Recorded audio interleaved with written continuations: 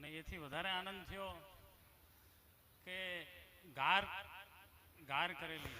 એટલે મારે આ બધા બહેનો બેઠા એમને પૂછવું છે આમાંથી કેટલા બહેનોએ ગાર કરેલી? હાથ ઊંચો કરે. ખરેખર કરેલી હોય હો, જેને ગાર કરેલી હોય.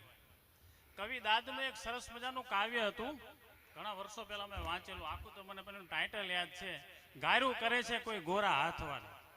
જે ગ્રામ્ય જીવનનું જે સૌંદર્ય હતું ને એ એમાં ટપકતું હતું.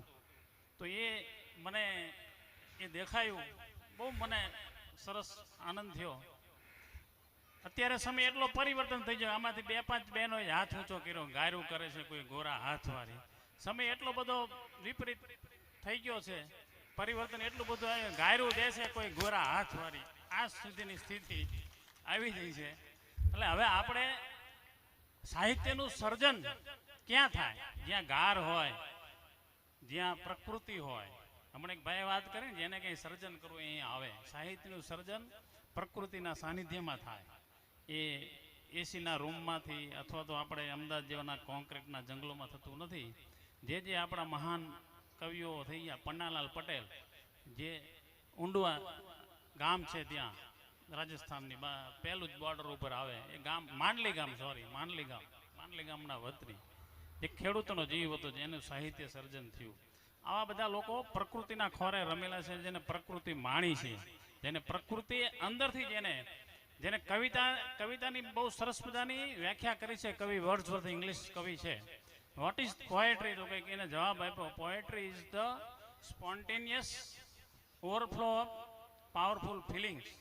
માણસની અંદરથી સ્ફુરે. આપણે કંઈક ભાઈ આ લખો એમ નહીં, લખાઈ જાય કે ગવાઈ જાય. આ એટલે આવો બધો સમૂહ બધાને ભેગો કરવો, કવિઓ, લેખકો, સાહિત્યકારો, જગદીશભાઈ, વસુભાઈ, અમારા જયદેવસિંહ પઢારિયા છે, આ બધાને ખૂબ ખૂબ આભાર હું વ્યક્ત કરું છું. આવું બધાનું સરસ મજાનું આયોજન કર્યું છે અને સતત આવા પ્રસંગો બનતા રહે, થતા રહે અને સાહિત્ય સર્જન થતું રહે.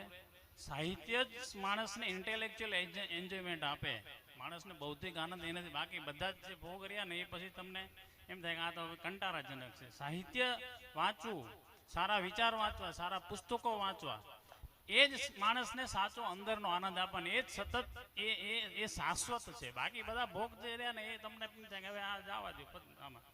તો સાહિત્ય સર્જન છે એ જ આપણને, સમાજને અને દેશને અલગ માર્ગદર્શન આપશે, આગળ વધવાની પ્રેરણા આપશે. બીજું, હવે પહેલો આપણો કાર્યક્રમ માલણપુરની અંદર થયો, બીજો ઢસાની અંદર થયો, ત્રીજો અહીંયા આપણે ગવાણાની અંદર થયો.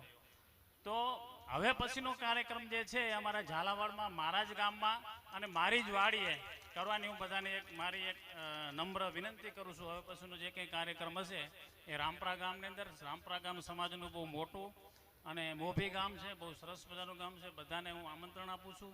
ત્યાં નેક્સ્ટ જે કંઈ આયોજન થશે, જે કંઈ હશે, જગદીશભાઈ દ્વારા કહેવામાં આવશે. વઢિયારની અંદર બે મિનિટ લઉં છું.